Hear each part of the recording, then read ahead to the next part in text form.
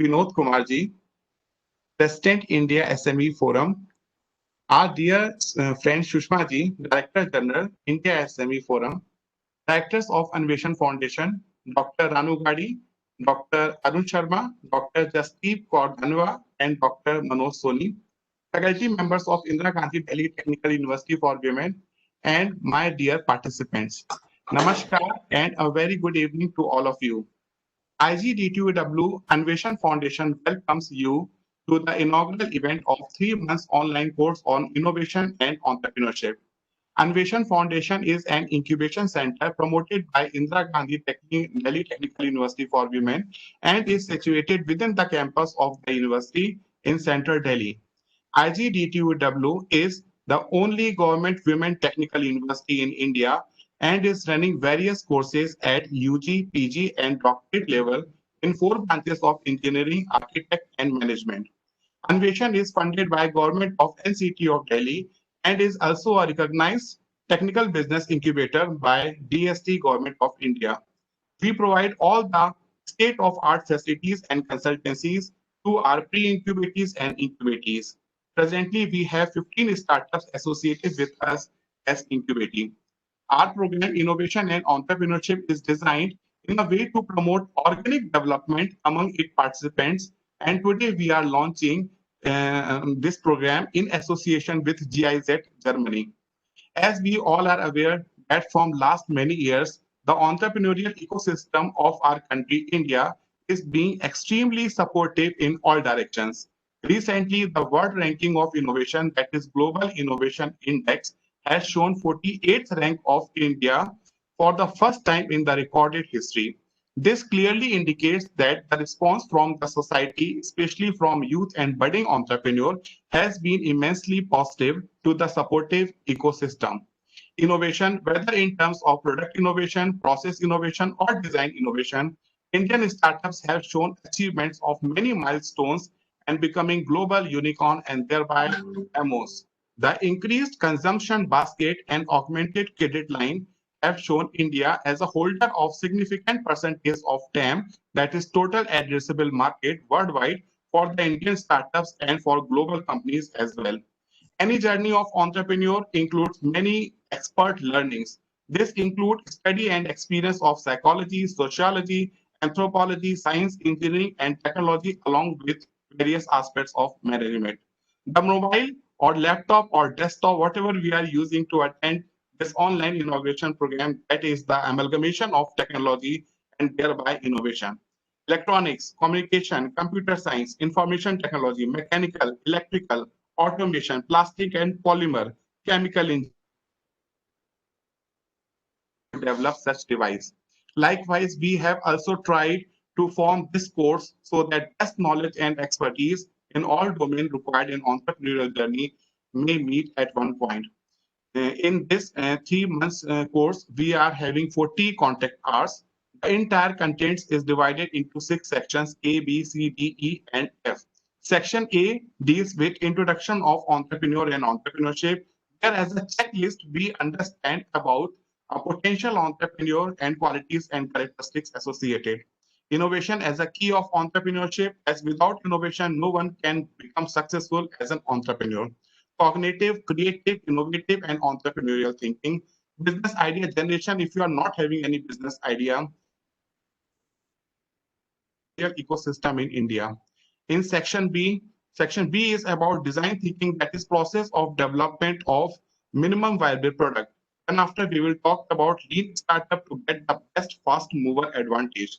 Then after understanding and evaluating market opportunity, complete roadmap of entrepreneurship means how to start and move and study of first, second, and later movers in the market. Section C includes prototype and exemplary model, product development and refinement as per the best value proposition. IPR, that is intellectual property rights in India, how to file a patent in India, a step-by-step process. Innovation in business processes in all functional areas like marketing, HR, finance, and supply chain, etc. Startup strategies for sustainability from strategic intent, environment analysis, SWOT, TOWS, and SWOT strategies. Section D covers marketing and supply chain for startups, human resource and financial management for startups, integration of functional areas of businesses, innovation centers and business incubators in India, bank facilitations and loan structure in India, and various government schemes for startups. Section E is about pitch deck format and its components. That is how to make impressive pitch deck. Term sheet format, explanation of all of its heads, project report and business plan. Alternate investment fund, that is understanding of angel investors, venture capitalists, private equity, anchor investors, cornerstone investors, marquee institutional investors, foreign portfolio investors, and finally the share market. The last section F will get you prepared for final submission of your pitch deck. There will be total 5 assignments and 1 online written examination. I am sure that after completing this course, each one of you will find a difference in your thinking process where you will develop your mindset with entrepreneurial alertness. Innovation pipeline will boost your innovation muscle. Of course, a certificate in association with GIZ Germany that will be provided to all the successful participants. I wish you all the best to all the participants. You all are total 70 today, and I hope that all of you 70 will be a milestone for us also to show you as a showcase in the coming future. Now it is a moment of privilege for me to introduce the benign presence of our guest of honor, Shri Vinod Kumar Jin.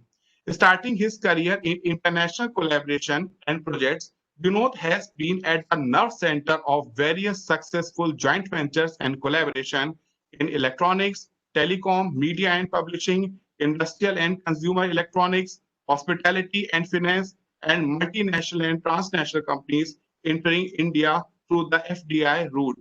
He then went on to head one of India's big four IT consulting company as its managing director, before starting out as a technology entrepreneur to lead the development of a patent and business on navigation and geographic information system, that is GIS, which is subsequently sold to a Russian state space and GIS conglomerate. As a serial investor and a part of an international consortium invested in sustainable development, he presently invests in profitable, innovative, and small and medium companies. Vinod leads his investors group in risk profiling, assessing growth potential, and deciding on investment for seed and venture financing to SMEs in innovation, sustainability, and disruptive management and disruptive technology.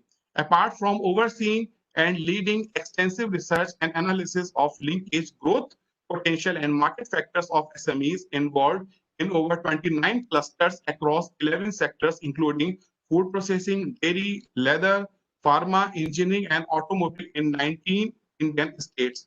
Vinod currently serves as honorary president at the India SME Forum, Mumbai, apart from advising various government and international institutes for strategizing and dealing with current issue and future challenges of sustainable livelihood and economic empowerment.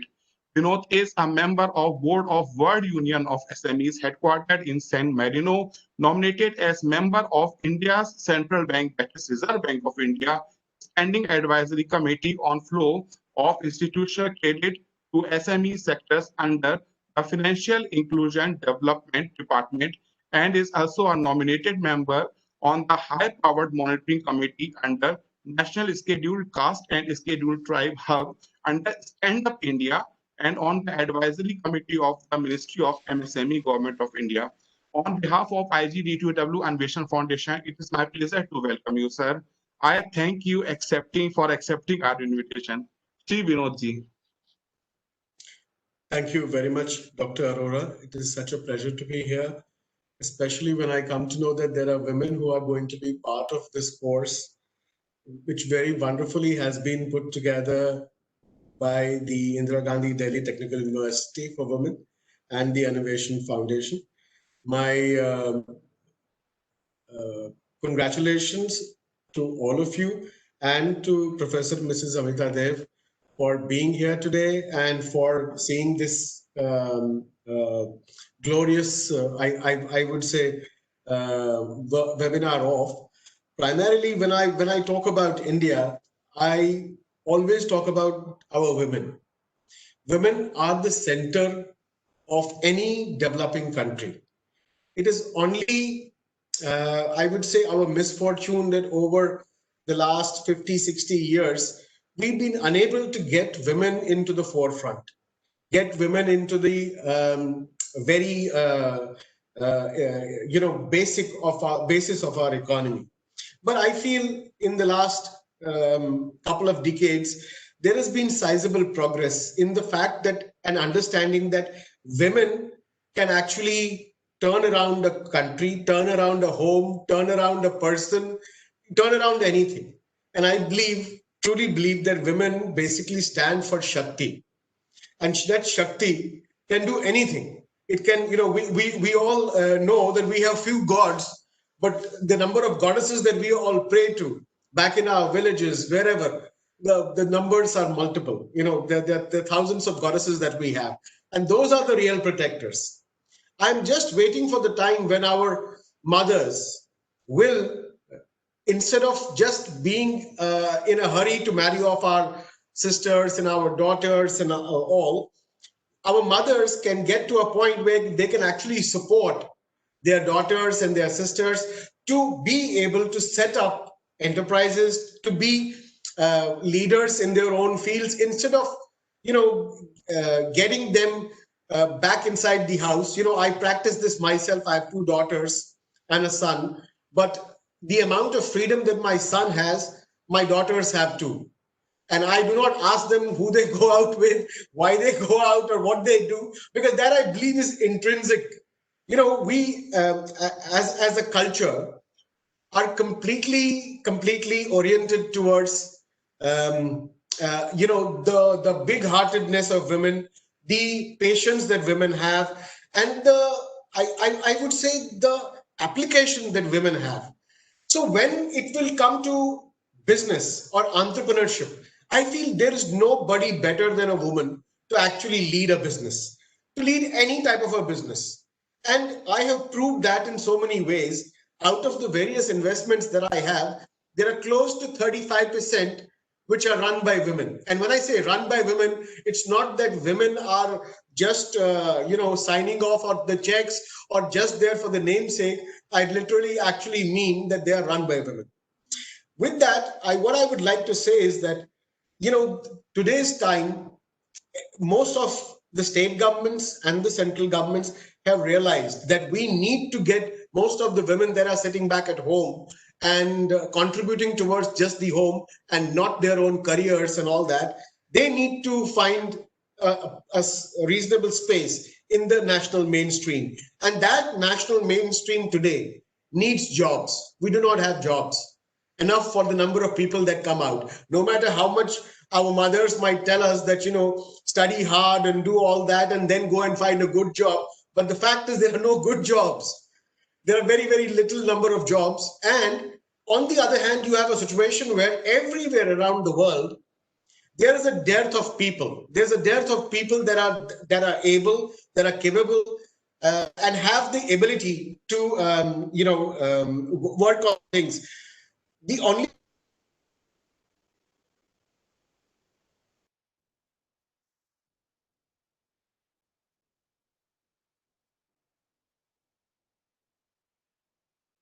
in India, this opportunity and come to the forefront. And when I say come to the forefront, I'm all women have innovative ideas every day. I look at my mother who has innovated. I belong to Kashmir. So how she has innovated in the way that we eat food, all the, oily food which we used to make 15, 20 years back, she's toned down the oil, but stayed with the taste. That is the possibility that all our women have. They're extremely agile, extremely innovative. Whether it comes to their clothes, whether it comes to handling guests. And I literally also keep on saying this, that all our women, whether it is housekeeping, whether it is banquet managers, whether it is, tutors, our women do all of that in one lifetime. So they are tutors to the child, they are banquet managers, they throw banquets, they are designers, they do interiors, they look after guests. So, they're amazing chefs. Now, these all are great professions when you actually look at it. And all these professions also have the possibility of entrepreneurship with it. And when Dr. Arora talked about innovation, well, I have partly written a book along with Dr. J.S. Juneja on innovation. And I feel that the levels of innovation that we used to do, maybe 200, 300 years back, when you look back at the country and what you find is, amazing temples, amazing works of art, those would not have happened were we not an innovative society. If you look at all the temples around the country, there are few which are monolithic, carved out from a mountain. There are a few which have 300 pillars, right at the right angles and right, geometrically. So many things that we have been doing, which nobody else in the world was doing at that point in time. Now, if we are not innovative, who is? We've taken the choicest spices and made them available and made them part of our regular food. We've taken herbs. Today, when we say Ayurveda, is nothing but finding that one mechanism, that one herb, which can actually support us in our health, in our keeping our body immune, and so on and so forth. And this is all got to do with finding ways and means of looking at a problem and trying to find a solution for it. And that is basically innovation. Now, this finding a solution can happen primarily in when we have, let us say, Dr. Arora talked about it, a process. How do you make a process faster, more efficient, more agile? How do you make a product that is not there, but people need that? Innovation can be in everything, in the way we eat food, in the way we sleep, in the way we get up, in the way we dress, everything. We keep on innovating.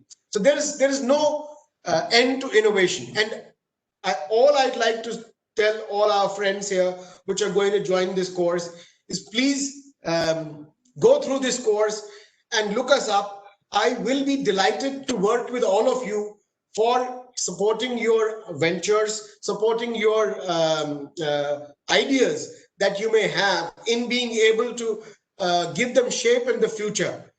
My feeling is that somebody from you will definitely come out and not just in terms of money, but make a name for herself. And so each of you have that opportunity today. With the situation that India is in as a country, we need as many solutions as possible. There's no number that one can count. How many solutions do we need? We need as many solutions as possible because we don't have many things at this point in time, which essentially brings us to the other point. How do you enable yourselves to be great entrepreneurs, great innovators? Well, that is exactly the course you are in. And thereafter, anything that you feel is missing or you need any support thereafter, whether it is for starting up your enterprise or finding ways and means of raising funding or finding ways and means of getting your process or your innovation patented, we can support you, all of you, with all of that. And with that, I don't want to take a lot of time, but I'm available on Facebook, on YouTube. Any of you find at any point in time there is anything that you would want to reach out to me for, please feel free. With that, thank you, Dr. Arora, for the opportunity. I am overwhelmed with excitement. After the session, you rightly said, sir, in between 1600 to 1800, sir, Turkish technology that was there, and Turks came to India to make the seventh wonder, Taj Mahal. But before that, what kind of temples and what kind of creations we have made, even in the BC time, that is really great, amazing. Thank you, sir. Thank you, sir, for your guidance and knowledge you shared with us. We are greatly thankful to Shushma ji also, Director General of India SME Forum and team of India SME Forum. Thank you, sir. Pleasure. Yeah, thanks. To take a moment for all of us to listen to our Honorable Vice Chancellor, Ma'am, Dr. Amita Dev. Ma'am is also the Honorable Chairperson of our Incubation Center, that is Innovation Foundation. Dr. Amita Dev is first Pro Vice Chancellor and second Vice Chancellor of Indira Gandhi Delhi Technical University for Women. She has excellent track record of administration, quality teaching, innovation, and research. She has enormous passion for teaching and research. She has published more than 60 research papers in international and national journals and conference proceedings. She is the pillar of strength for every one of us.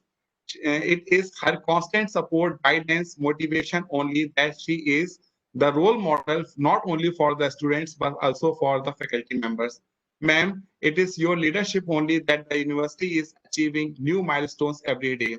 Recently, IGDTW has been awarded second rank under ARIA, that is Atal ranking of institutions for innovation achievements under women university category, announced by the Honorable Vice President of India. IGDTW has bagged 21st rank in the category of entrepreneurial spirit in Bury. Bury is World University for Real Impact. In entrepreneurship and innovation containing the heart of our ma'am, thereby bringing it close to IGDTW. Ma'am, it is my privilege to invite you for a motivational talk. Thank you, ma'am. Thank you so very much, Dr. Arora. Very good evening to all of you. It was indeed a pleasure listening to Shri Vinod Kumar, President, India SME Forum. I think it's always a mixed situation when you are the last speaker, because the first speaker has spoken so beautifully, so well about women and women entrepreneurs and the role of women, which I wanted to speak, but he has covered literally everything out of it. I'm very happy and delighted to hear his views. And it's not only views, that remains as a fact. Even at IGDTW, what we do is we live with this motto that it is all about women education, women enlightenment, and women empowerment. I mean, if they constitute almost 50% of the population, without women, I think that India cannot progress. And our Prime Minister's motive of Atmanirbhar Bharat, Uttam Bharat, or whether it is Startup India, Skill India, Stand Up India, nothing can be achieved unless and until we have a women participation. So I was overwhelmed to hear your views on women. And Dr. Arora has already spoken about ARIA, our position in ARIA, the rankings on various international and national forums. Okay, so I'll divert myself to a different side.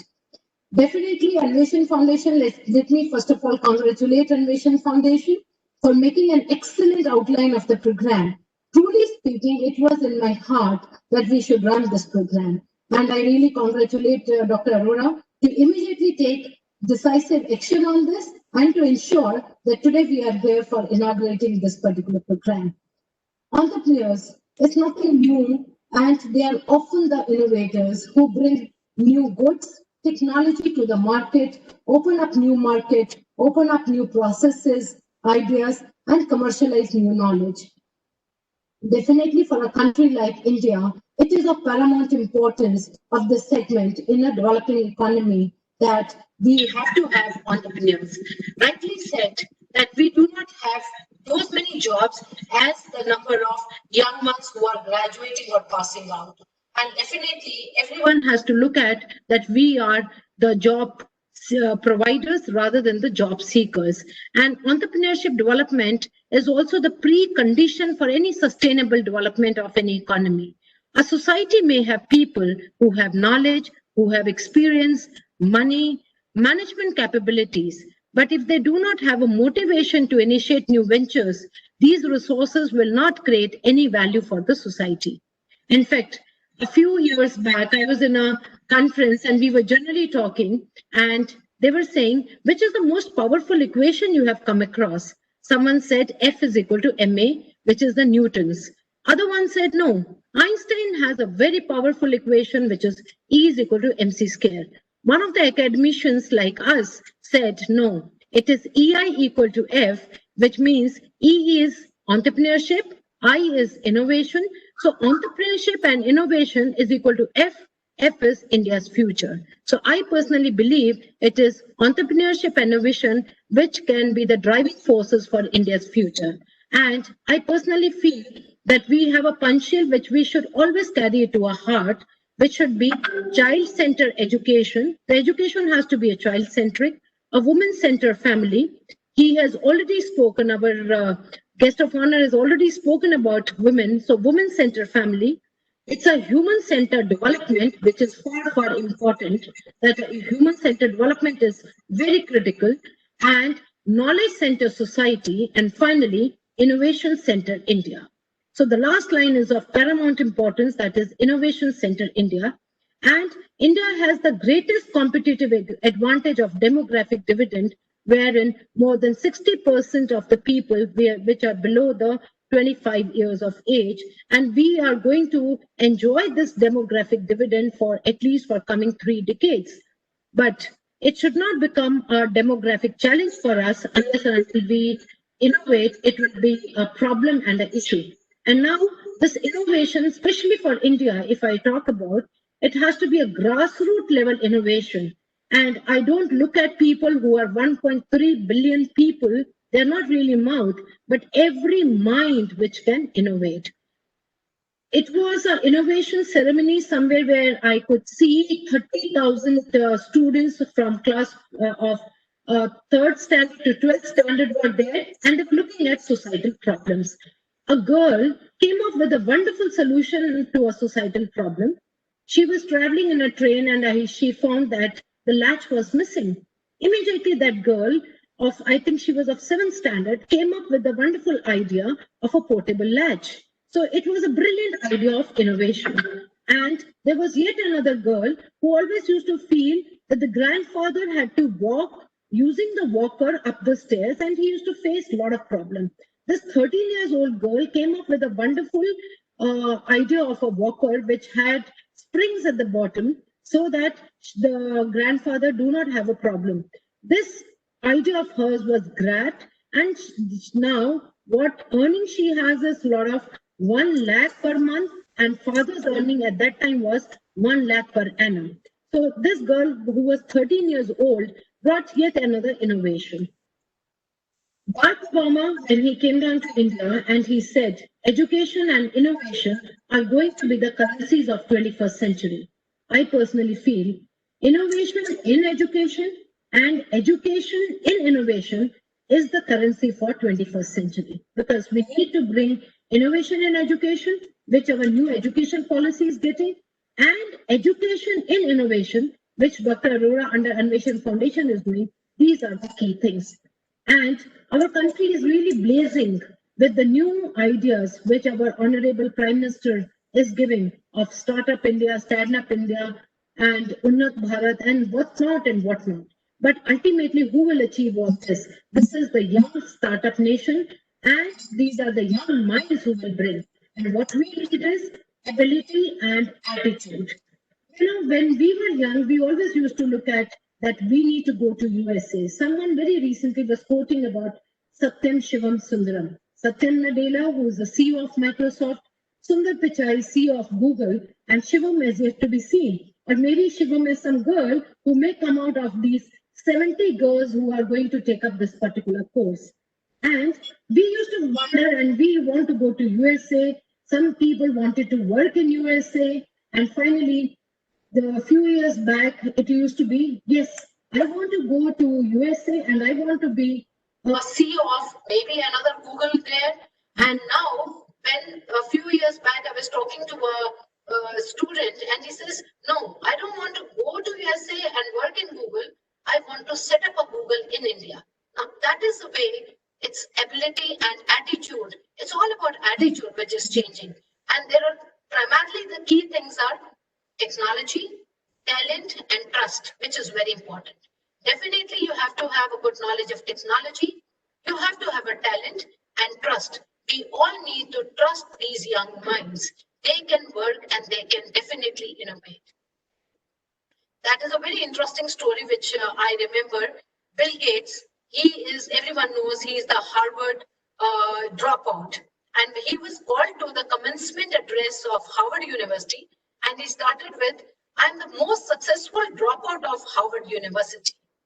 And he was also sharing that somewhere when many, I think 20 years back or 25 years back, some company who was building up hardware, and he was maybe 19 years old, and he said he had no solution for software, but he rang up that company and said, can I provide you the software?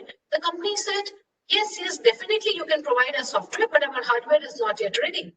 And he discloses in his commencement address at Harvard University, believe me, even I was not ready with the software, but I had trust in myself. I have my talent, I know technology, and I knew that I'll be able to deliver. So that is the position of the trust if I talk about.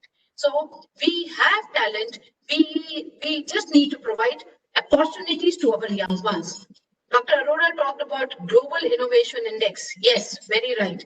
We used to be somewhere 83, 52, and it is a time to celebrate when India has got 48th rank in Global Innovation Index. Almost 143 countries participating, and India standing at a position of 48.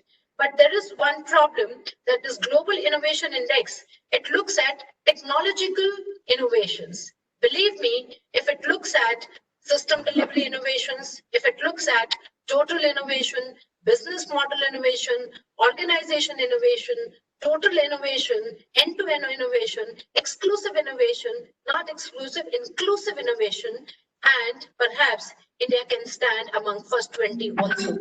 If you look at mobiles, yes, we were talking just a few minutes back, mobile is an example of total innovation. You see, if you bring a expensive handset and the call rates are very expensive, you cannot have a total innovation. Total innovation means end-to-end innovation, policy changes, voice over internet, call rate dropping down, handsets becoming so cheaper is a right example of total innovation. And what India needs is getting more from less for more. Everybody can get more from less, but you have to get for more people, which is very, very important. And definitely why India needs it, because there is a scarcity. Scarcity of resources, scarcity of money everywhere. So, but at the same time, look at it very positively. Scarcity and our aspiration, that really makes it a very deadly combination. If there is a scarcity of resources, but you have an aspiration, you have an intention, you have a dedication to do something, I think you can achieve anything what you feel like. Look at Nano. It has a very inspiring story. Ratan Tata, he came up with a wonderful idea of Nano. You know how many patents? Almost 76 patents. A classical case of affordable excellence. Perhaps went a little wrong into the marketing by calling it as affordable excellence. People wanted excellence and then affordable. With affordable, it looked like it is meant for the lower segment of the society and did not take off. That is just that everything matters. When you're innovating, everything, how your business will take up, that is also important. What we need is a good amount of social engineering also. I would like to just give an example of toilet buildings. When the toilets are built up in the small villages, and the toilets were nicely built up, but even then, it was found that the ladies are not using those toilets. Then someone went to find it out what's wrong. They have been given wonderful toilets. But why the ladies are not using? They found that these ladies, they get morning time as the time when they talk about their mother-in-laws, their problems at home and everything. So they innovated for these toilets. They made it as semicircular toilets, but only up to the height of 2 feet. So that in the morning, the ladies are able to talk to each other. They're able to have a congregation. They're able to talk. They are able to use the toilets. And then the toilets were used 100%. What I'm trying to say is it's also innovation. As rightly said, right from food, clothing, everything can have an innovation. So that was a good example of innovation, and where the toilets usage became 100%. We all have to look at as innovative solutions for everything. I'm sure this course will prepare these young girls and boys who will come up with every innovative ideas, and I'm sure they will show their talent, and we will be able to nurture their talents. And finally, we have to have best practices which have to sell. I wish all the very best, and I'm so delighted today that this course is starting. All my best wishes from the core of my heart, not only to Dr. Arora, but to the entire Anveshan family, to the entire board of directors who have been working day and night to ensure that we succeed. Thank you very much, Dr. Arora. Over to you. Thank you, ma'am, for your ever motivating words and blessing. It is always great to have you among us and listening to you. And I also request you, Vinod Kumar Ji, whenever you come to Delhi, please don't forget to visit our campus. You No, I will have a will. good interaction with some of our incubatees who have started their own businesses. And now I invite Dr. Arun Sharma, Managing Director of IGDTUW Ambition Foundation and HOD of IT Department IGDTUW for vote of thanks. Dr. Arun Sharma. Yeah, thank you, Professor Arora. Honorable Vice Chancellor, IGDTUW, Dr. Amita Dev, Mr. Vinod Kumar, President, India SME Forum, Directors of Unvision Foundation, Dr. V.K. Arora, and dear participants. A very good evening to one and all. First of all, my sincere gratitude and thanks to our Honorable Vice Chancellor and Chairperson for permitting Unvision Foundation to run this excellent program on innovation and entrepreneurship. It was her idea and vision to start a short-term certificate program on innovation and entrepreneurship. Under her guidance and minute detailing on each and every aspect of the program, we are able to start this excellent program within a very short span of time. Thank you, ma'am, for having faith in us. I'm sure that under your able leadership and guidance, Unvision Foundation will achieve several milestones in times to come. Thank you very much, ma'am, for sparing your valuable time to join this inaugural event and showering your blessings on us.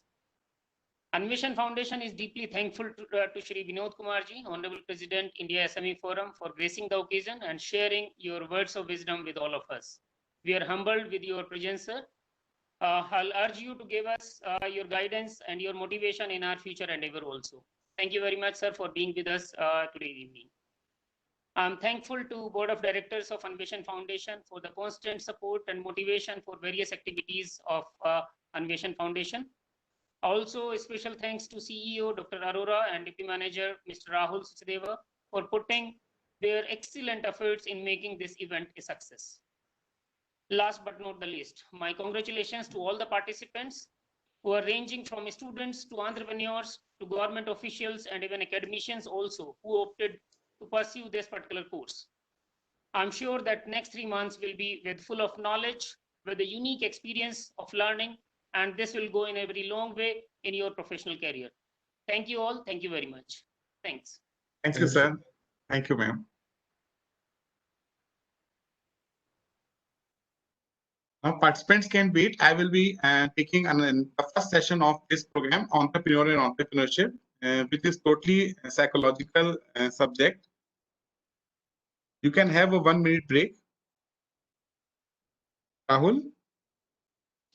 Yes, sir. Yeah, shall we take 1 minute break? Sure, sir. We can keep the session on and we Okay. can have a break. I'm here only. You can take Yes. 1 minute break.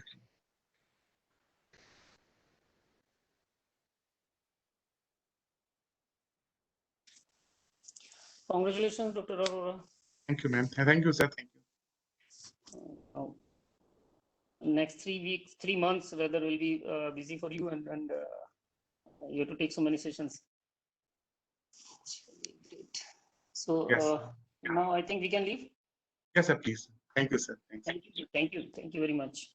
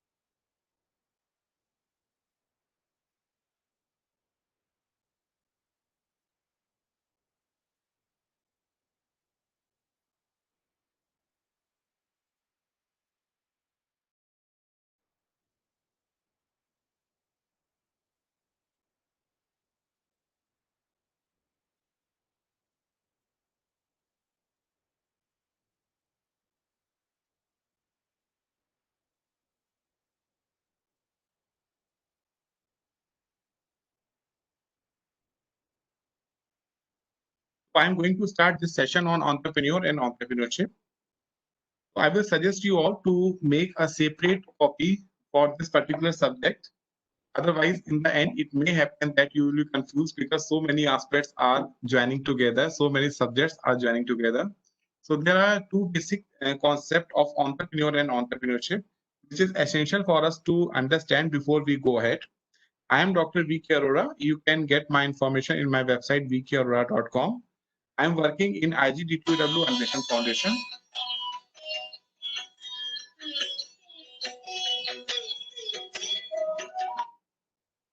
Good evening, ma'am.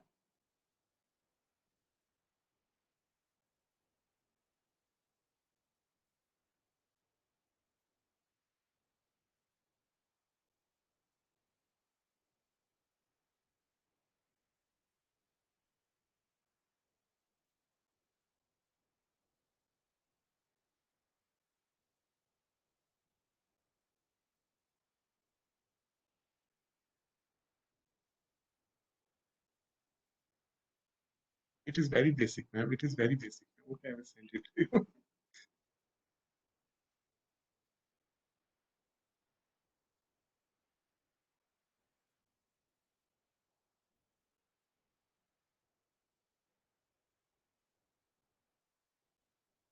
I'm in the session, ma'am.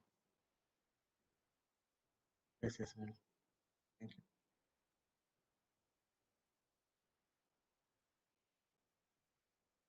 If they will listen it carefully now, and they will become.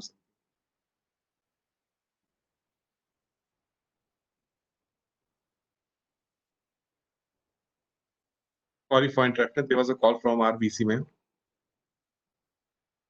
So what I was talking about, this is entrepreneur and entrepreneurship. These two terms are very important for you. I hope you all are able to understand, to listen to me.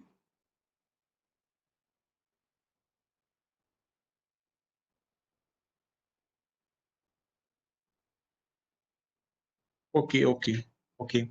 So these two terms are very important to understand. Trust me, those people who are doing very well, who are known as someone as a promoter of these startup companies, or those who are in the ecosystem as investor or as anyone, even they are not very good in understanding these two terms, who is an entrepreneur and what is entrepreneurship. So therefore, in the beginning time, if you are able to understand as a checklist what is entrepreneur, who is a potential entrepreneur, and what he has to do so that you can bring it in that particular parameter of entrepreneurship, that will be important.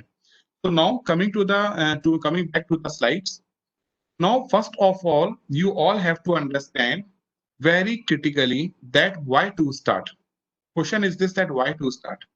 If I say that starting something, that is starting a new venture, starting a startup. So first question is always there in our mind, that why to start? And then the second question that also comes simultaneously, and that is how to start. If you say why to start, so many things are there. It gives you motivation. It is something different you want to do. You want to become a jack of all. You want to become master of all. You want to do something for you, because a term charm is associated with this. You want to do something for your family. You want to do something for your society, or you want to do something for your country. This is 100% fine. Then you say, sir, I want to become an entrepreneur. But basically, very important concept, and which actually motivates you, is this, that why you are starting your career from scratch or from the bottom. Why? The answer is only this: either your parent didn't do anything for your future, means didn't give you any initial kick, or the second is this, that they are definitely from a different line. They did a job, or they did something for their own family, and they are not giving you any push for your career. What I mean to say is this, that their ending point is not your beginning point. Their ending point is not your beginning point. I'm talking about your parents. I'm talking about your people here and there, people who are associated with you. They are not giving you any starting point.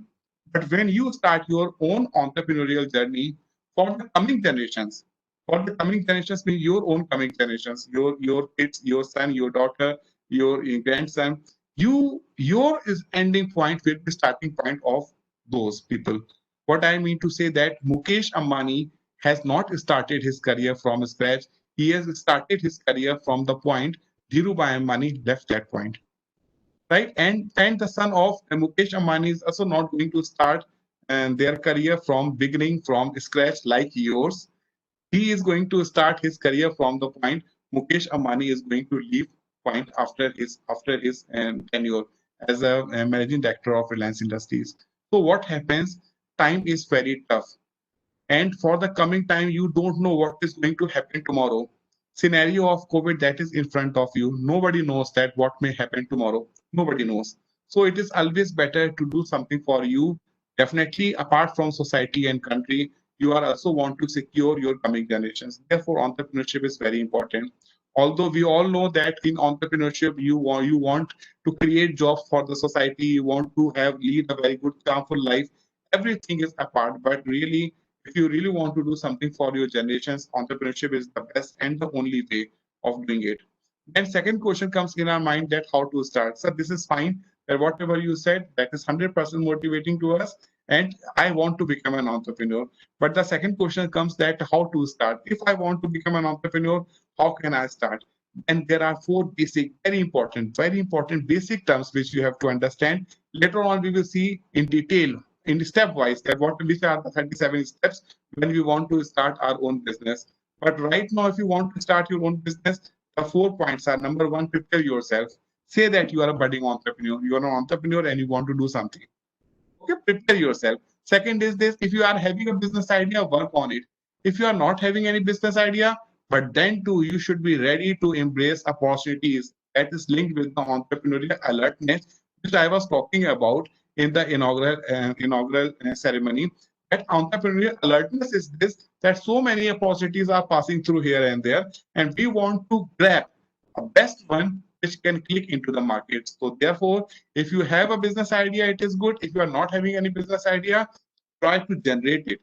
And once you will generate it, you will go through with this, automatically your mindset will be developed so that you will have an entrepreneurial alertness associated with it.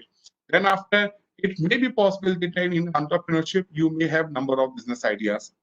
Having number of business ideas is not at all linked with this, that this is you are a rolling stone and you are not able to gather anymore. No, not at all. For entrepreneurship, my experience is I have witnessed that those people are more successful who are not master in something, but those who are jack in all the things. So therefore, if you are having number of business ideas, nothing is wrong with you, but it is a good thing with you. You will have to go for the viability test. You will have to go for the feasibility. You will have to start only with one business idea at one time. That is at the starting point. Then after, basic arrangement. Basic arrangement means you need table, chair, just sharing my things. You want some company, you want to start with a proprietorship first. Then after, you want to go for a private limited company. So that basic arrangement, it needs some money which you can start from the bootstrapping, from your own money, from your friends' money, from your family money, definitely. But that basic arrangement is required. And for all that, what is required? Entrepreneurial alertness is required. Therefore, answering to your two questions, which is always there, these two questions are always there in your mind. Number one is this: why to start, and number two is how to start. So I hope that it is somewhat clear to you, but depending upon case to case, depending upon person to person, this may happen that your point that why you are want to start maybe differ, maybe have some difference than my point of starting some businesses, because human beings are unique and critical, that we will be seeing in the coming slide. But this is 100% sure that if you are not having answer to these two questions, it would be difficult for you to move ahead in a longer way in the journey of entrepreneurship. So the first question which you will have to understand is why to start, and number two is how to start. These 2 points, these two answers should be there in your mindset. It is not anywhere required that your answer should fall in these categories. It should not be there. It may not be there, but definitely whatever is there, that will keep you always motivated throughout your journey of entrepreneurship. Remember one very important point, that the complete ecosystem is supportive. Whoever are there as a stakeholder, they all are supportive this time. And if they are not supporting, they are trying to give you some problems. You are entangled in relativism or kickbacks. Definitely, the mechanism of solving those problems is also that strong Anywhere you can go for with your grievance, and you can also put your point in front of any grievance cell. So now the basic flow. Now the basic flow. Basic flow is this, that one person is there, and that person is aspirant and budding entrepreneur. That person is aspirant and budding entrepreneur. We all are person. You are a person, I am a person, and a person who is an aspirant and a budding entrepreneur. That person want to become an entrepreneur. So whatever process is required in between a person and an entrepreneur, that development is known as what? The entrepreneurial development. So therefore, you should understand these three terms very, very critically. Number one is a person. You are a person, I am a person, and we want to become an entrepreneur. And in between whatever process is there, that is known as what? Entrepreneurial development. And when you become an entrepreneur, you are definitely promoted with some business idea.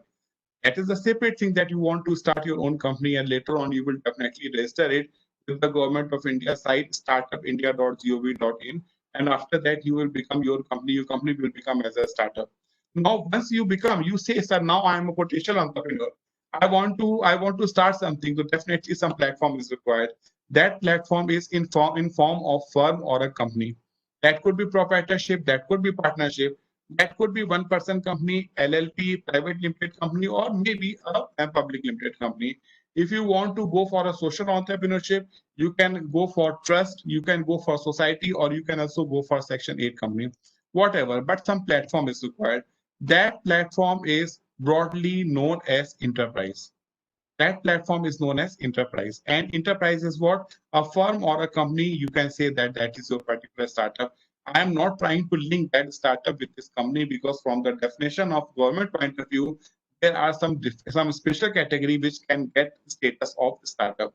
But this concept is there. But when you say that you are a potential entrepreneur, you need a platform to launch your particular business idea or business product. That is known as what? The enterprise. And in between whatever activities are there, that is known as what? Entrepreneurship. Entrepreneurship is something by virtue of which you want to start your own company. So therefore, five terms, please keep it there in your mind. Number one is a person. Number two is the entrepreneur. The process which is in between is known as what? The entrepreneurial development. And when you get your qualities and characteristics which are known as your entrepreneurship, from where you want to start your own business, that is your enterprise. So these are the five terms which you have to understand. I hope you are basically understanding that this 3-month program is nothing but it is a part of your entrepreneurial development. I am repeating, this 3-month course on innovation and entrepreneurship is nothing but it is a part of entrepreneurial development. So I hope this is clear to you. In the end, I will go through with the chat box. This is only for the first time, because this time the arrangement is like this, that we cannot have discussion in between. But now onwards, it will be totally interactive. Wherever you want to ask any question, you will be free to ask any questions from me. This time we will only have interaction in the end. So this is a human body. My is a human body, yours is a human body. And in this particular human body, this is known as what? This is a brain. The physical part is known as what? Brain. And the thinking of human body, human thinking passes through it, and it becomes mind. But this is 100% sure that this human body is having a special kind of spirit, which animals are not having, which trees are not having, which plants are not having. What is that? That I am not going in detail, but something is there. That mind that is related, could be related with our DNA, could be related with our soul, the things which we get from our family because of psychological factors, because of the family imbibes, because of the qualification and experiences. But this is 100% sure that our thinking is continuously changing, and the changing is on two parameters. Number one is the age, and number two is the stage. Number one is the age, and number two is the stage. And because of that, what is happening? Because of that, the happening is this, that we all human beings are unique and critical. Unique and critical means different. मैं आपसे अलग हूँ, आप किसी और से अलग हो, वो किसी और से अलग है. This is what unique. And critical means difficult. Means you are difficult than me, and you are also difficult than someone else. Someone else is difficult than someone else. So this is happening only with the human beings. This is not happening with animals. This is definitely not happening with plants and trees. But this is happening only with human beings. What I'm saying is this, that we all are unique and critical. And since we are unique and critical, what is difficult? To train us is difficult. You may say, sir, we can listen, we can smell, we can express ourselves. Then why are you saying that we are difficult to learn? You know, a ring master can train. If a ring master can train a tiger through some training, with the similar programming, with the similar rules, with the similar rubric, he can also go to train another kind of tiger, and most probably more than 90% he will be successful. If an army person who is into the squad of the dogs and he is training one dog with a similar kind of rules and regulation, he can also train another dog also, then the third dog also, then the fourth dog also, because they can work on a set of rules. But for human beings, this it is not at all possible. For a set of rule, if I follow a set of rule, I can train Jaya, but with the same similar rule, I cannot train Ravi. If I can train Ravi with the similar rules and regulations, I cannot train Vinay. So what I mean to say that we all the human beings are unique and critical. Therefore, the development in between a person and entrepreneur, which is known as what the entrepreneurial development, it is a complex phenomenon. It is different from one to another. I hope this is clear to you. So therefore, the part which I am going to take as a 3-month course as an entrepreneurial development for you, it is definitely complex. Many times you may agree with me, many times you may not agree with me. But the only point is this, that we all are unique and critical. I am not saying that who is right and who is wrong. Maybe you will be successful in your path, but if someone else try to imitate you with a similar way, maybe he will not have that particular strength to be successful in the market. So now, if you understand what is basically entrepreneurship development, so a person who is a unique and critical want to become an entrepreneur, and in between the process, that process is very complex process, different from one to another because set of rules are not there. But when you ask me, sir, who is an entrepreneur? I want to check it as a checklist. What is an entrepreneur? So entrepreneur is only having 3 points. Please remember, who is an entrepreneur and who is not an entrepreneur, you can understand it only from the 3 points. Number 1 is, do you have ability to innovate or not? Innovation is something which is an important part in entrepreneurship. Without innovation, no one can become entrepreneur. This is for sure. You can become a business person, you can become a trader, but you cannot become an entrepreneur. Therefore, innovation is something which you will have to keep in your heart, which you will have to keep in your mind, that every time innovation should be there. That could be different kind of innovations that we'll be seeing in the coming slide. Number 2 is that every step should be profit concern. Here I am not saying that it should generate profit. What I am saying is this profit concern. If it is not generating profit today, maybe and surely it should generate profit in coming time. And number 3 is what? Dedicated towards society. Whatever you are doing, that is ultimately dedicated towards the society. So if you are fit with all these 3 points, then only what you will say that you are a potential entrepreneur. Otherwise, you are not a potential entrepreneur. So there are 5 facts which are associated with innovation, 2 facts which are associated with profit concern, and 3 which are associated with dedicated towards the society. So in any checklist, from 10 points, you will have to check that whether you are fit in the parameter of entrepreneur, you are an entrepreneur or not. So those, which are those 5 plus 2 plus 3, we are going to just see it, and very quickly we will try to understand it. Number 1, when we talk about the innovation, number 1, when we talk about the innovation, it is like this, that sense of converting innovation from creativity. What is creativity? Creativity is any innovative product.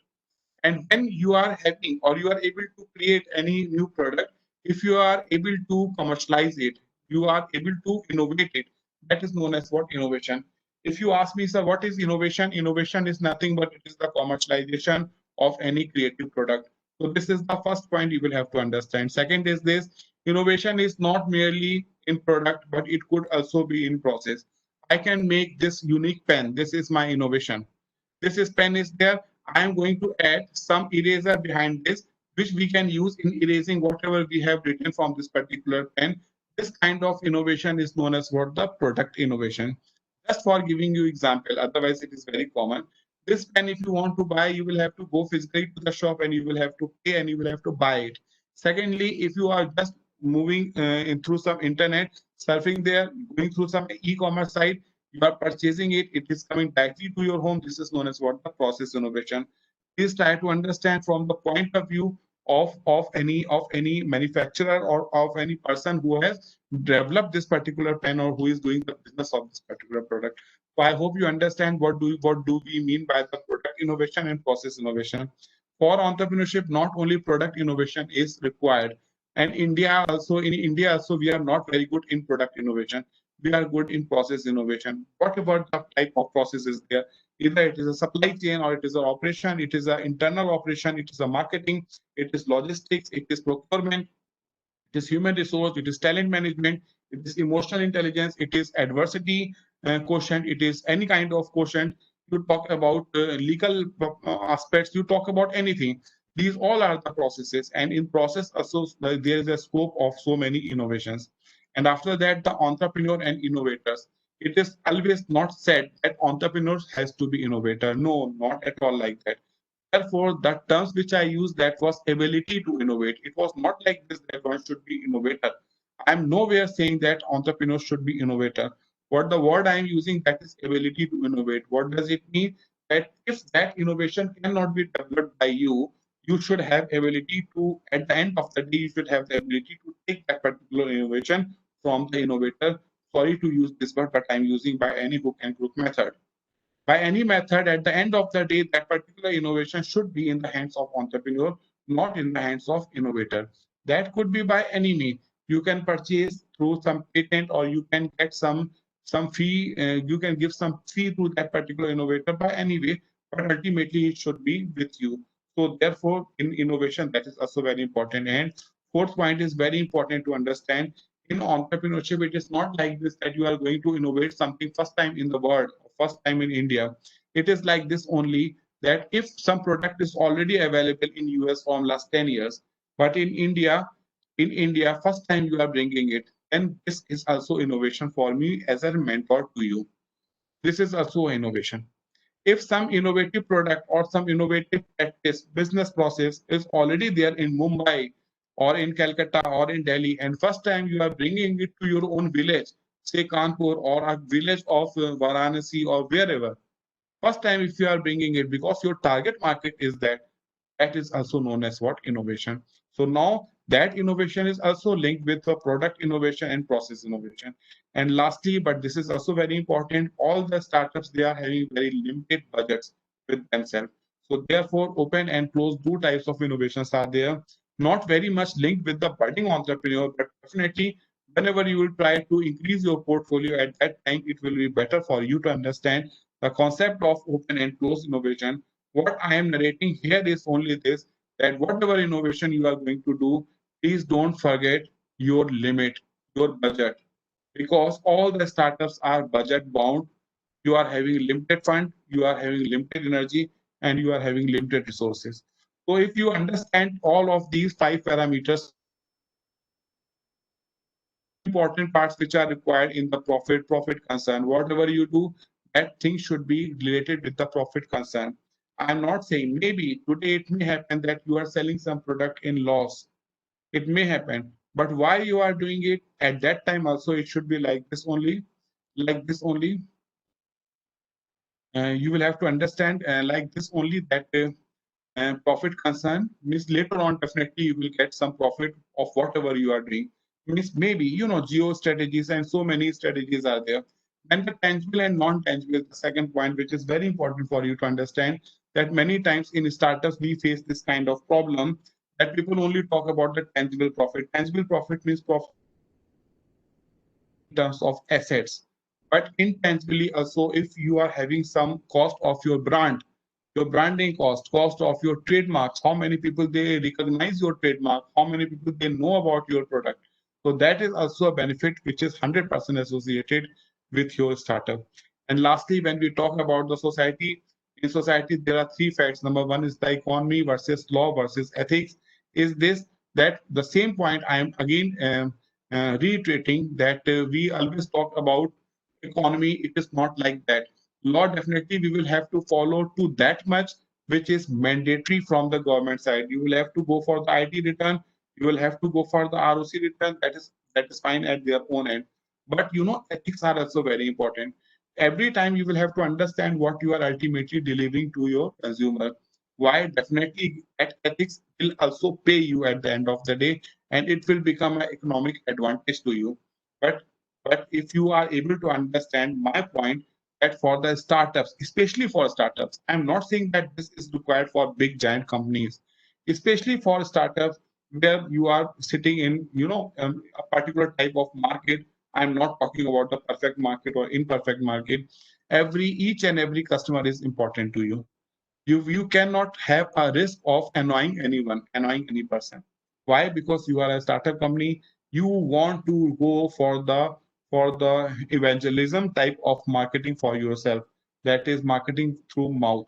So for that, ethical practices, that is very important. And inclusive development, I hope you understand about the inclusive development. The concept of inclusive development that was given by an Indian. Later, he got the citizenship of US. C.K. Prahlad ji. And C.K. Prahlad ji's view was this, that whenever, we talk about the market segmentation. So this is my product and this is my market segmentation, and I will focus my market to this particular segment only. But what is important here is this, that this is fine that your market segmentation is this, but always think about the inclusive development. Now, what is inclusive development? Where you talk about including everything in your business.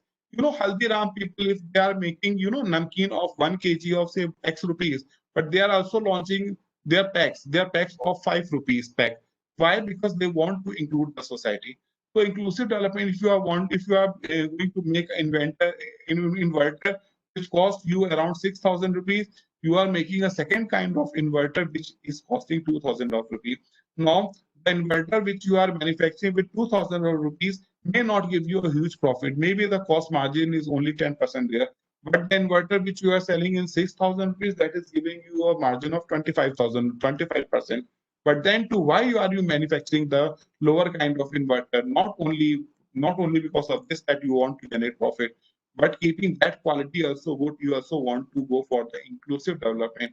Later on, after completing the course, you may understand that why inclusive development is very important. Because when you increase your market, when you go for the total serviceable market, it is always important for you that how many people they are aware about your brand. And last one is the sustainable development. Today we expect so many things from the entrepreneur, that entrepreneur should always talk about the ecological sustainability also, that is environmental safety also, along with the manufacturing.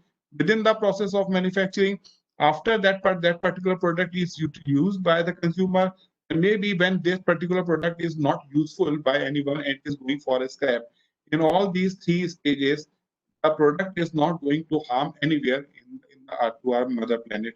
So therefore, the sustainability development is also very important. So what we have covered, that total these 10 parameters are basically the checklist. If you go through with that particular checklist, you will be able to understand you are an entrepreneur or you are not an entrepreneur.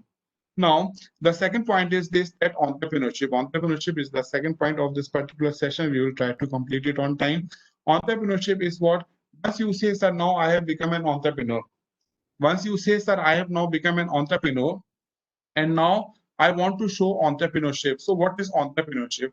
Entrepreneurship is nothing but it is qualities and characteristics. Entrepreneurship is something which is in between entrepreneur and enterprise. Entrepreneur, again, I am saying it is the mixture of qualities and characteristics, and definitely support which you are going to get from your family, from your friend. That is also going to have huge effect in your entrepreneurship. That is what art. Now, if I could have asked you the difference between the qualities and characteristics, you could have given me different of your views. But without wasting any time, I directly come to the point, the difference between qualities and characteristics.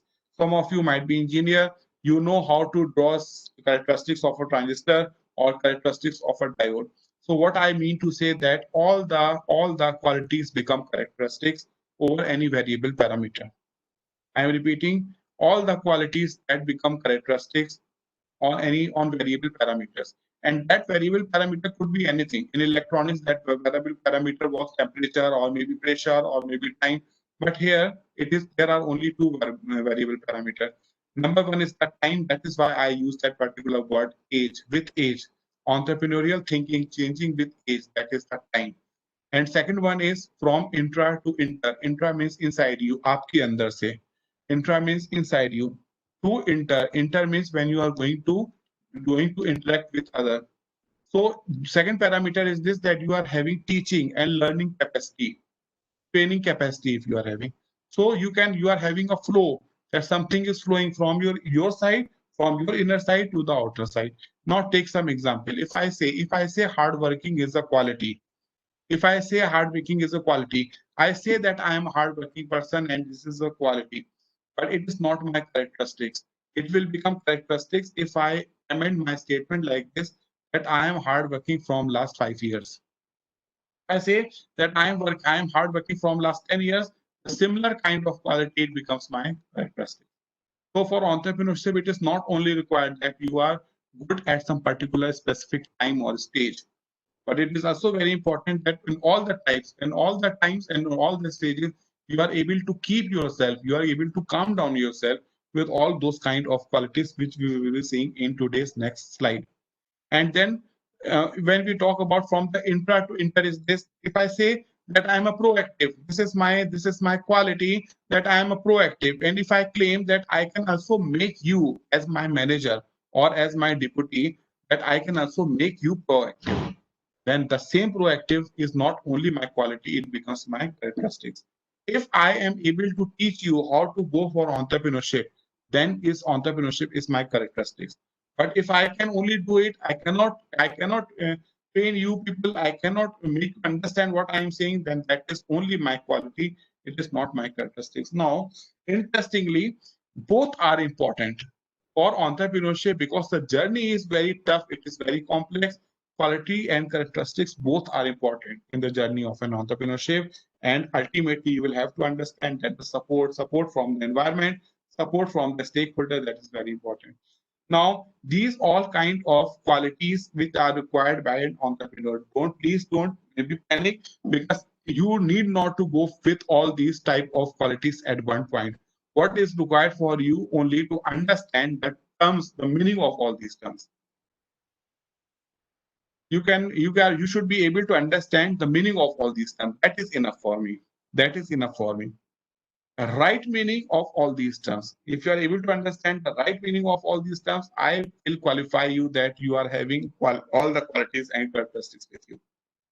Right? But in the beginning, you need only 5. So this is important, that without these 5, you cannot move ahead. This is 100% sure. If you want to become an entrepreneur, you will have to go for an innovative type of quality with you. You should have love for success.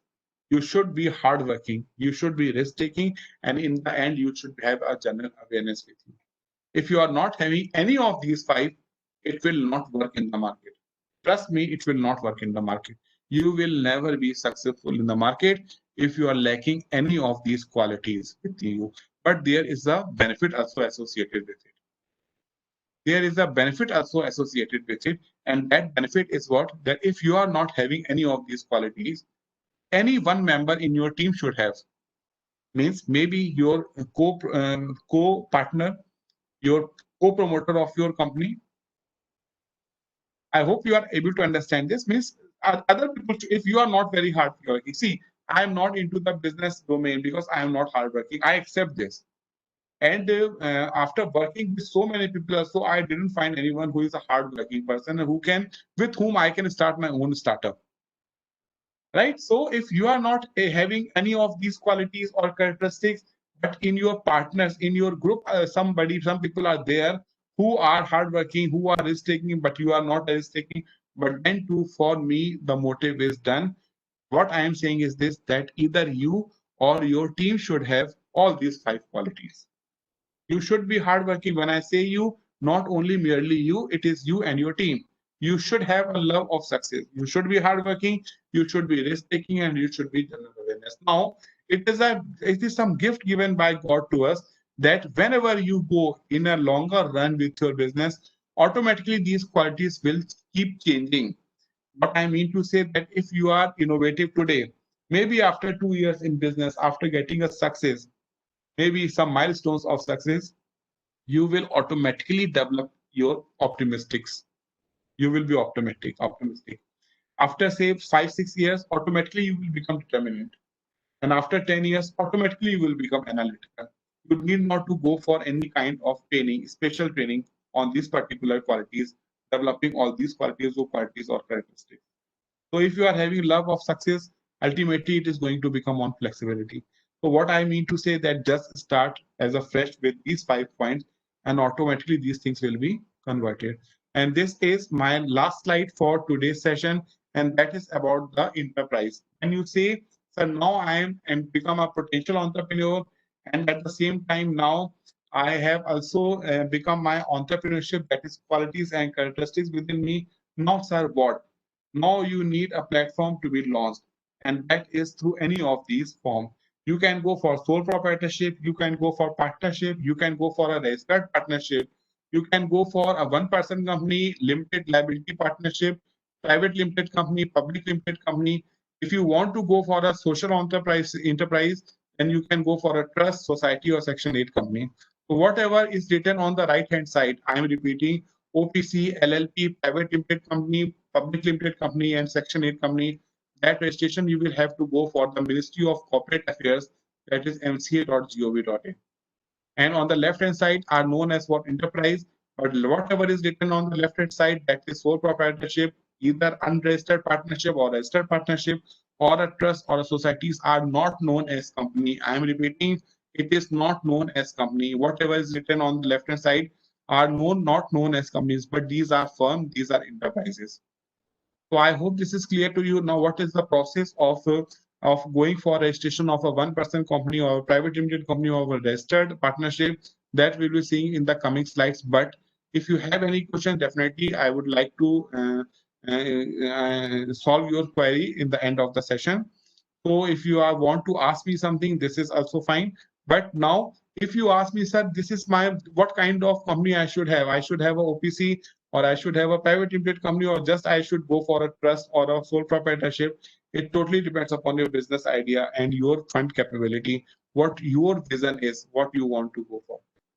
So with this, I end today's session here, and I'm going to ask your questions. If you have any questions today, you can write in the chat box, and otherwise, from now onwards, we will have interactive sessions.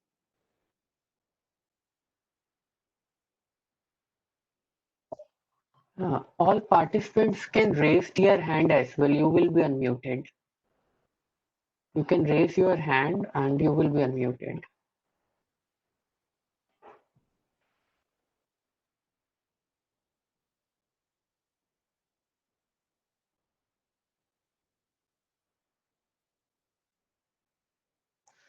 So we are getting the question, what is difference between OPC and sole proprietorship?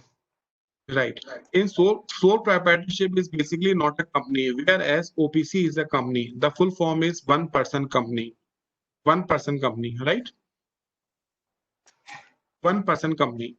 So I'm saying that actually sole proprietorship is not a company. Say if the name of my sole proprietorship is Shiva Enterprises, my sole proprietorship is Shiva Enterprises.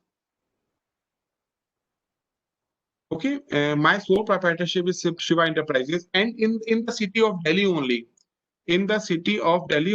there are 10 Shiva Enterprises. They are working, and you are also working. There's no problem. You can work. That particular name of Shiva Logistics or Shiva Enterprise is not reserved for you. Whereas if you go for a company structure, say OPC, if Shiva Logistics OPC Private Limited is given to you, then no one else can take that particular name. I hope I am clear to you. Here, the benefit of branding that is given to you when we go for a OPC kind of company. Whereas in sole proprietorship, there is no benefit of your company's name unless you don't go for any particular trademark. Right? So this is the first. Second is this, that in sole proprietorship, liabilities are unlimited, whereas in OPC liabilities are limited, specified by the amount which you are mentioning at the time of registration with Ministry of Companies Affairs, Corporate Affairs, and later on definitely you will find more difference in between these two. But right now is what I am saying is this: actually, sole proprietorship is not at all a company. If you just want to try any kind of business, you just only want to have a bank account in your firm's name, please go for a sole proprietorship. But if you are having an expansion plan, if you want to go for a stability, if you want to go for some investors, then you will have to go for any kind of company's structure. Could be OPC, could be private limited, could be a public limited company. But for this particular, this whatever we are suggesting, that is private limited company. In OPC also, you need one proprietor, which is definitely a director in this case because this is a company, but some nominees name also you will have to mention over here with his or her consent, who is more than 18 years of age as per the rules of Ministry of Corporate Affairs. So there also in private limited company, you need minimum 2 directors or promoters or associated with you.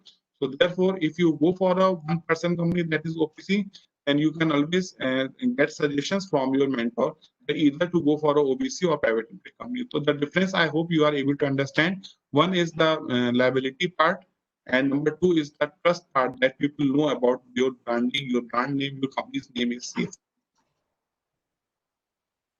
Yes, Prachi, you can speak now. Sir, as you mentioned, the left-hand side, it is firm and enterprises, but not company. Right.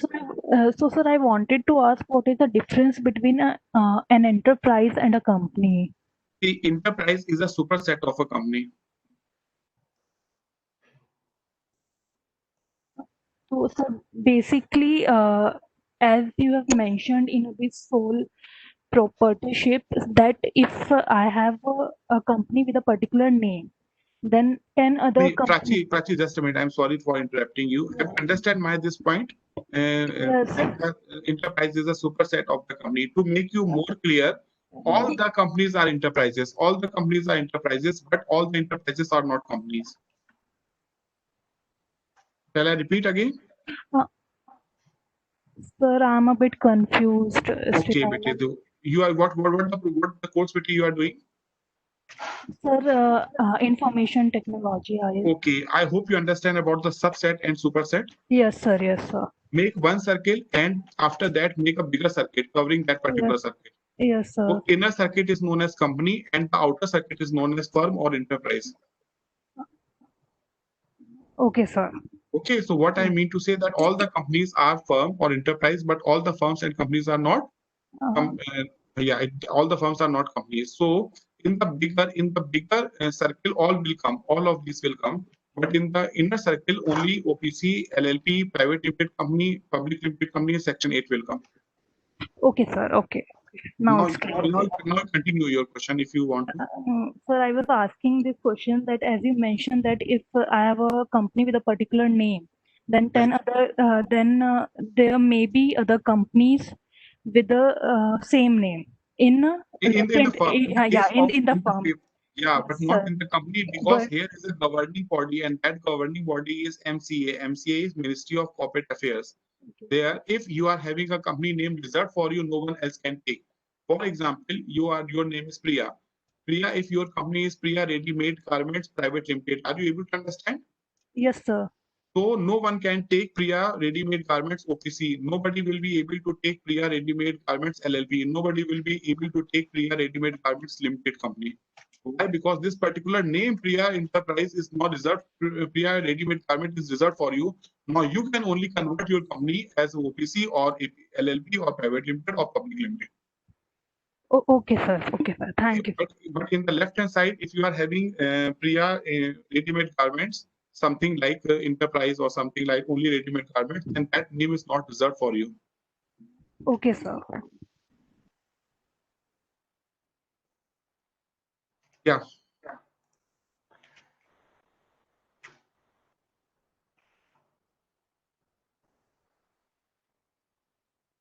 If you have any questions, please feel free to ask me. So there is another question. Please explain LLP and its benefits and drawbacks.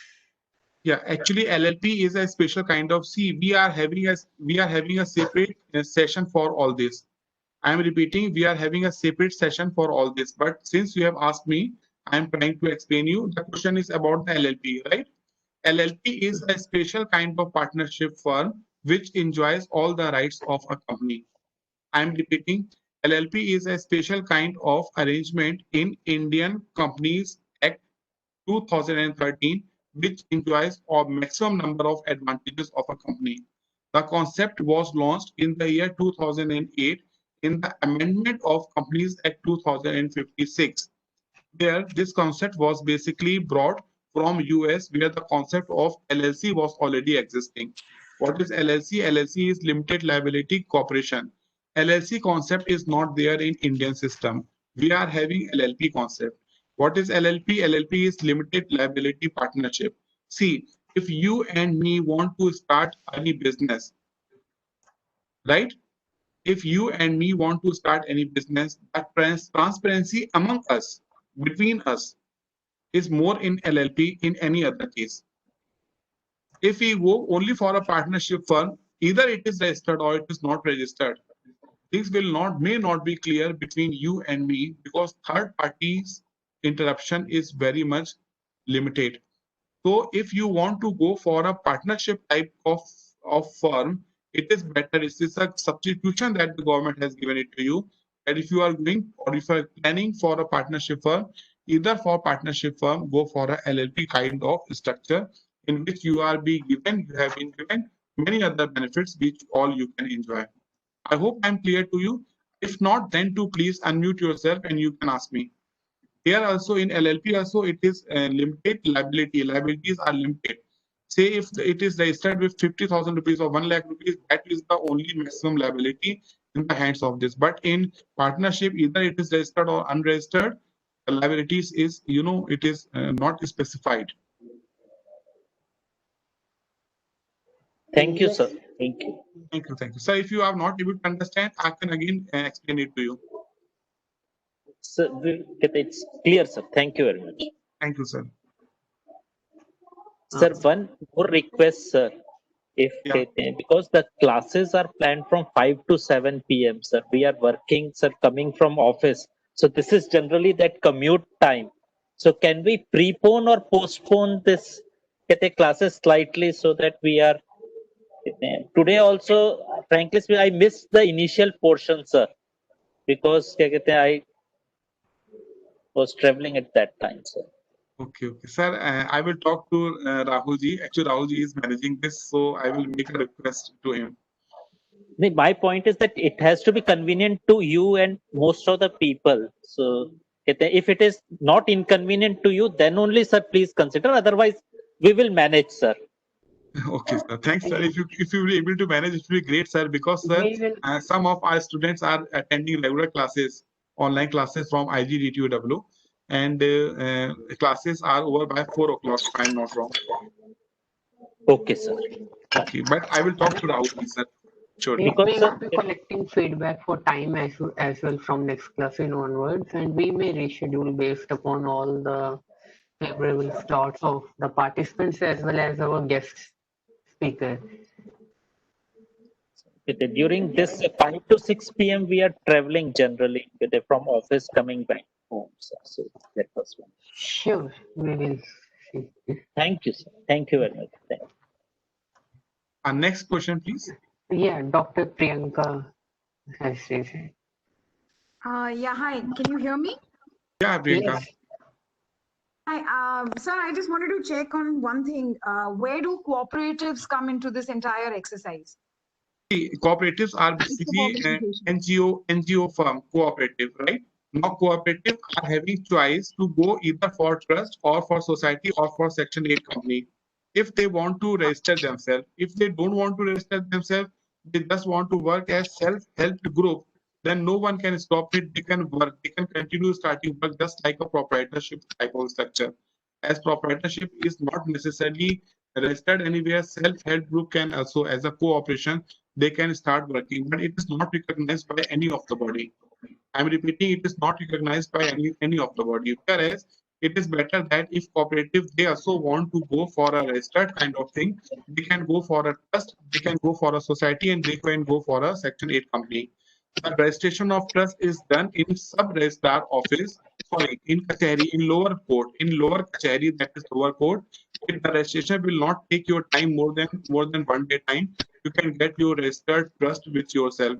In society, you will have to go for the office of sub-registrar, where a society deed is typed, and that is signed by all the members of society. In the case of state society, it is 7, and in the case of the country society, there are total 8 members. Section 8 company is just like a company which is registered under Ministry of Corporate Affairs, in which minimum 2 directors are required. They can form a Section 8 company. So therefore, answering to your question, you can choose any of the structure, maybe trust, maybe society, maybe Section 8 company. These all are known as non-government organizations. And so these non-government organizations, at some point in time, let's say I start as a self-help group and then move on to becoming a trust, is possible. Yes, why not? It is 100% possible.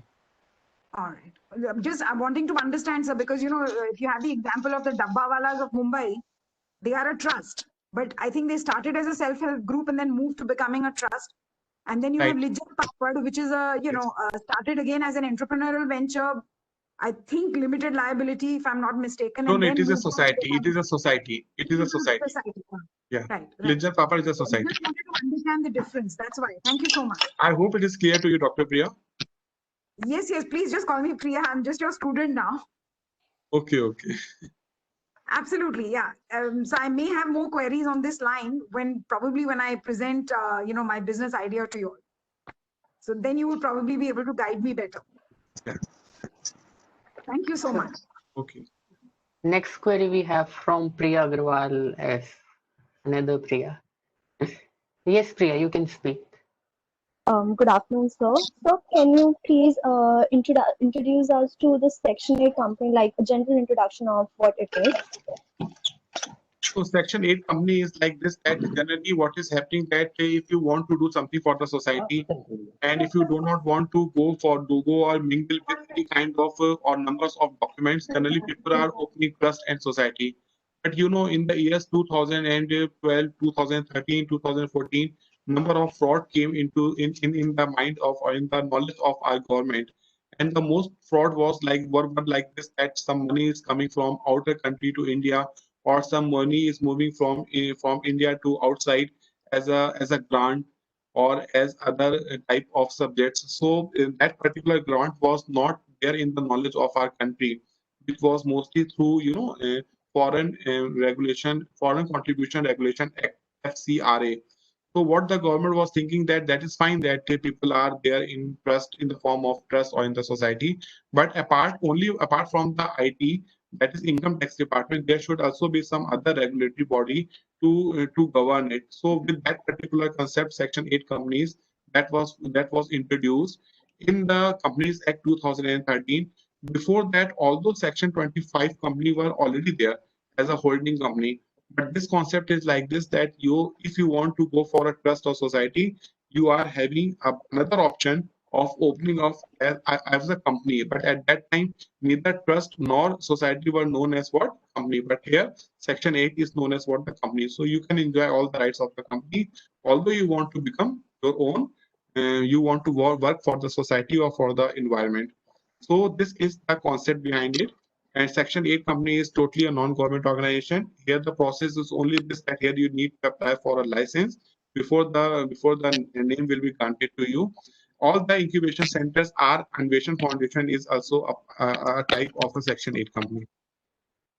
So would Amnesty International also fall under Section 8?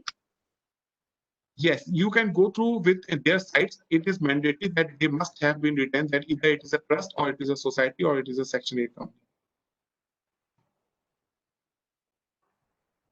Thank you so much. And if you want to become a social entrepreneur, definitely you will have to go for a Section 8 company or society or trust. It's not.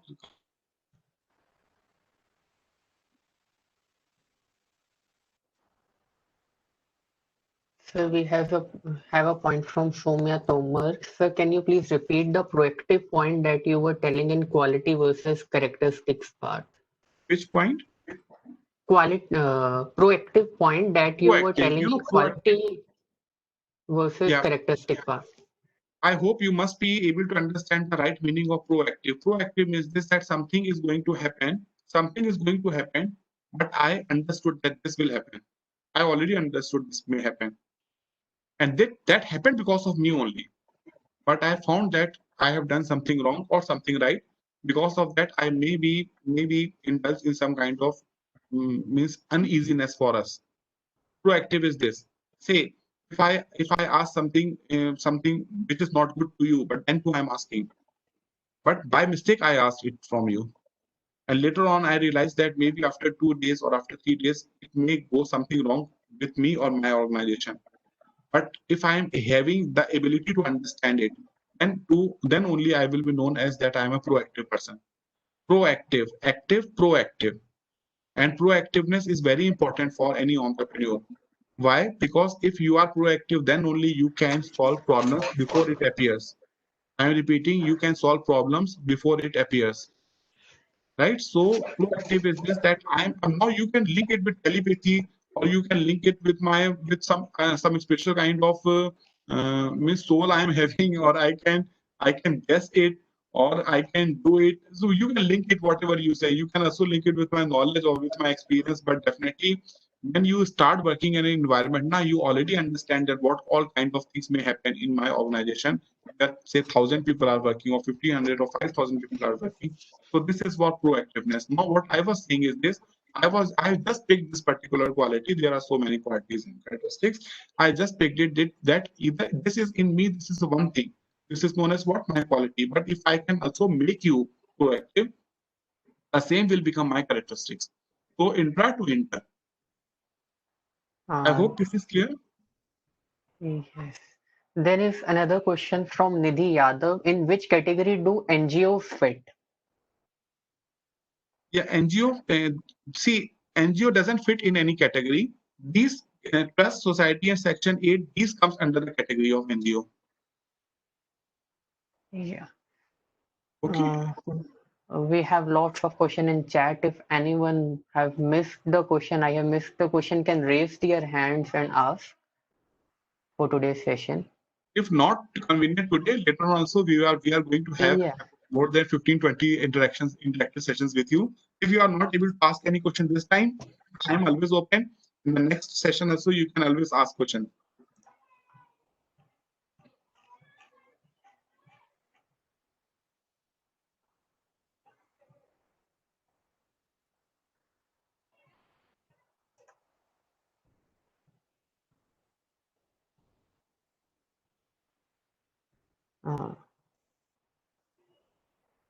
To all the participants, PPTs will be shared on the Google Classroom, which we have created. I have shared the link in chat as well, and you must have received link in your mailbox as well. Please join that Google Classroom and the WhatsApp group so that you don't miss any of the important information.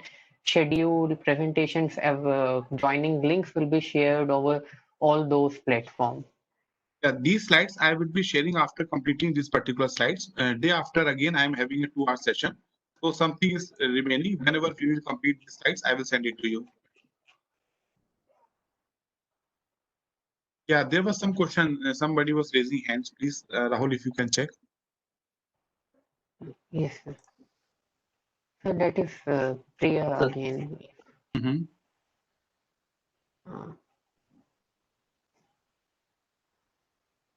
So Vipin this side.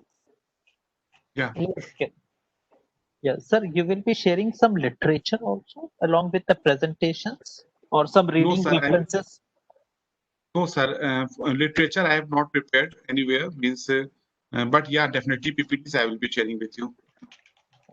For example, some reading references which are outside. Yeah, because if you need, sir, definitely I will provide you some reading literature and books names. Thank you, sir. Thank you. But yes, Vipin ji, actually these slides you will not find anywhere else. So it is better that whatever we are discussing, it is 100% practically happening. So I will suggest all of you to please make, I'm repeating it, to please make a separate tester or copy for this particular subject, like as we used to do it earlier in early days, right? Yes, sir. So that will be better if you make proper notes, because these things are you may not find anywhere else. In books, you will get only theoretical knowledge, which may or may not happen in our country, India. Thank you, sir. Thank you, sir. So with this, can we conclude today's session as we have Yeah. already exceeded the time? So thanks to all the participants and thanks a lot for attending our inaugural session. So that went very well. And thanks to you, Rahul, for arranging such a beautiful program. Sure. Thank you, sir. Thank you. Thank you. All those who have marked their attendance can leave, and if anybody is having any issue in marking the attendance as well, can stay connected here. I am here till 7.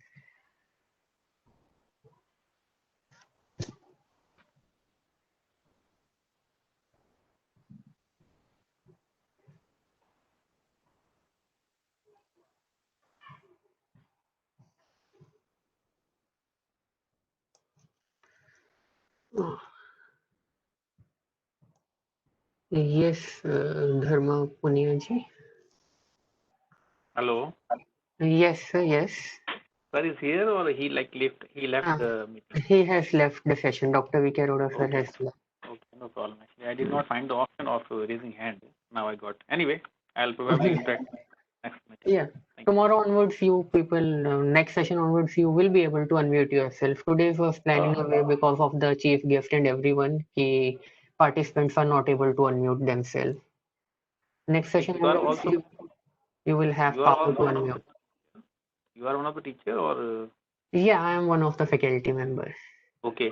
The one thing actually, can you give a brief overview how this will go? Whether I'm supposed to do some activity also during the course of 3 months or how much Yeah, time I need to spare yeah. apart from Basically, the we will be having these sessions. You must have received a schedule for next 2 sessions, and this session will be interactive in nature, and you will be having 5 assignments over the period of 3 months. Those will be submitted over Google Classrooms only. It may have multiple choice questions, some theory questions, and nothing more burden will be there. And we are focusing more on Q&A sessions with the queries you have. Like today, we have multiple queries. So maybe every time from 2 hours, 30 minutes can be given for Q&A session where the queries from you can be addressed. right. Thank you. Thank you. Yeah, I will be sharing the link again.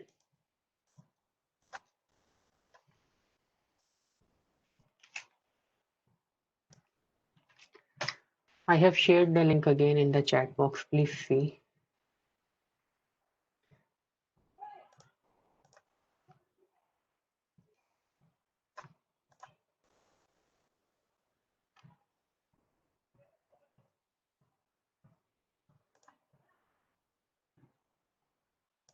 Assignments will be simple, will not take much time. Mostly it will be Q&A, MCQ types of questions only based upon the general knowledge. Not bookish assignments will be there taking too much time.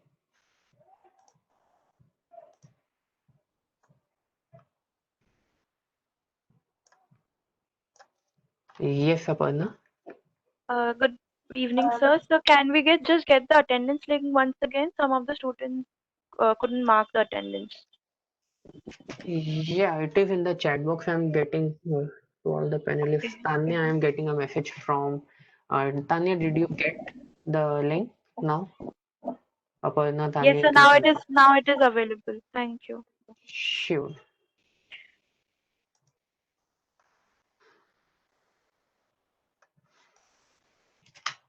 Tanya, now just please check. I send you privately.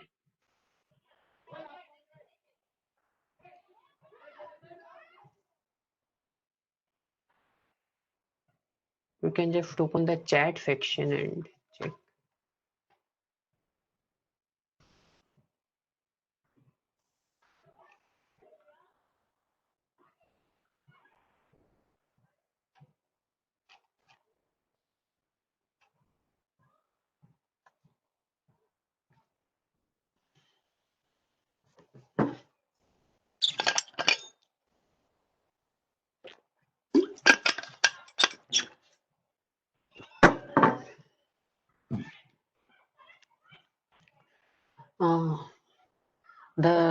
rest I can do is I'm on the WhatsApp group as one of the admin, and you can drop me a WhatsApp. I will send you link over there. Any person not getting the link can send me a message on WhatsApp, and I will send you the link there.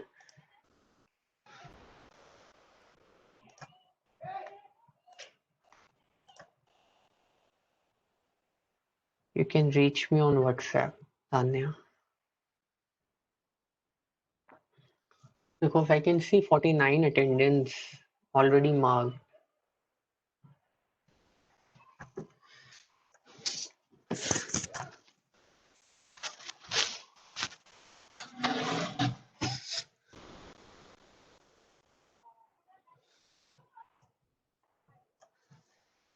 Yes, ma'am. Nirmala, ma'am. Yeah, sir. Actually, I am not getting the attendance sheet. Do we need to mark any attendance or something like that? Yeah, link is shared for a Google form. You just need to fill that Google form. The Google form link I am sharing The continuously. group You you can. can actually, the problem is WhatsApp group. We have more than 70 plus participants, and to what I see, we have around 56. So everybody will mark attendance there. So we generally share the links on these sessions only. I have sent this. If you have any problem, you can just drop me a WhatsApp. I will share with you personally the attendance link. I will send you personally on WhatsApp. You can just send me a message over there. Okay, I have got the link. I'll just click on the link and I'll form the. Yeah, you can just fill out this Google form. It will mark your attendance. It will count as attendance. Okay. Okay, sir. Thank you. Thank you.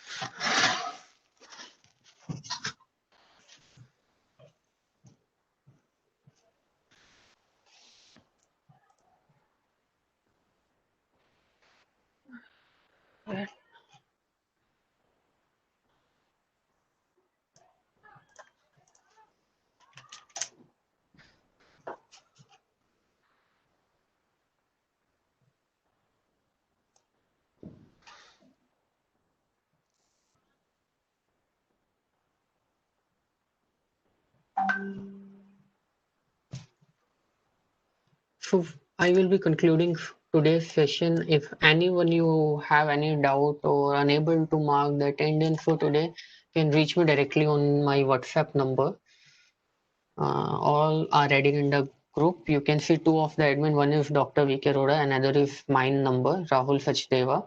You can reach out to me. Thank you all. Okay.